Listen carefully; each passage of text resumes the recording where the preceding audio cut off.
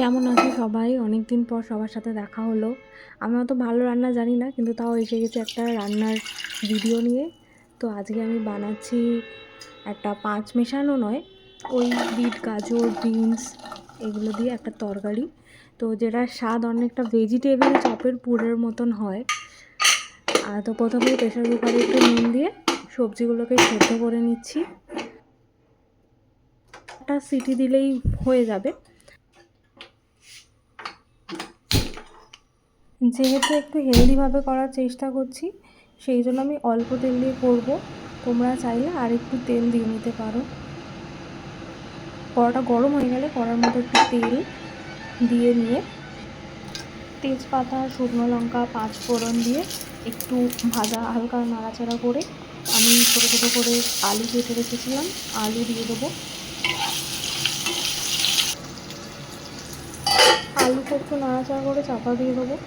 এদিকে দেখলাম সেদ্ধ হয়ে গেছে, আমি যেহেতু ছোটো ছোটো করে কেটেছিলাম তো সবজিগুলো সেদ্ধ হয়ে গেছে।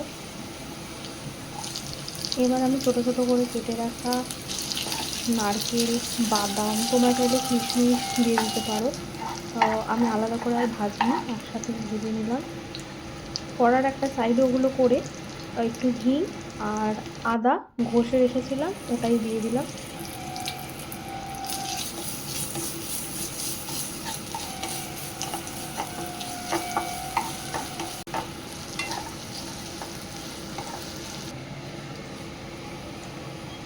আলুটা একটু সেদ্ধ হওয়ার জন্য দিয়ে দেবো হচ্ছে নুন, জিরে গুঁড়ো, ধনে গুঁড়ো, হলুদ গুঁড়ো, নর্মাল যে মশলাগুলো হয় ওইগুলোই দিয়ে দেবো।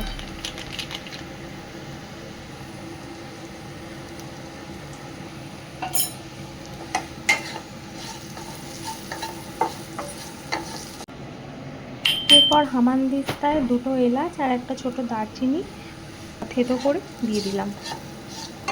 পরে দিলাম কারণ এতে না টেস্টটা অনেকটা বেটার আসে। তারপরে দিয়ে দিলাম সবজিগুলো, সেদ্ধ করা সবজিগুলো দিয়ে এবার নাড়াচাড়া করতে হবে। সিম্পল। একটু গুড় দিয়ে দেবো, দিয়ে নাড়াচাড়া ভালো করে করে নিয়ে মোটামুটি এবার শেষের পর্যায়ে। এবার আর কিছুই না, ভালো করে কষতে হবে, এটাই যা।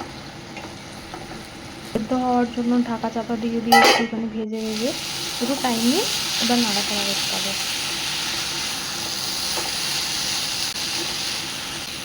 কাঁচা লঙ্কা কুচি, ধনেপাতা কুচি আর নুন মিষ্টিটা আপনারা জাস্ট একটু টেস্ট করে দেখে নেবেন, তাহলেই মোটামুটি কমপ্লিট।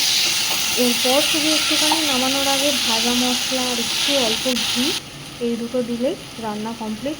এই রান্নাটা আমার রুটি দিয়ে খুব ভালো লাগে, মানে লুচি, পরোটা ওইসব দিয়ে অতটা আমার ভালো লাগে না। এটা আমার একমাত্র রুটি দিয়েই ভালো লাগে।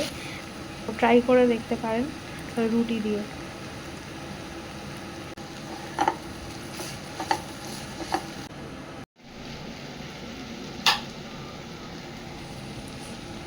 ওকে, চলো সবাই টাটা।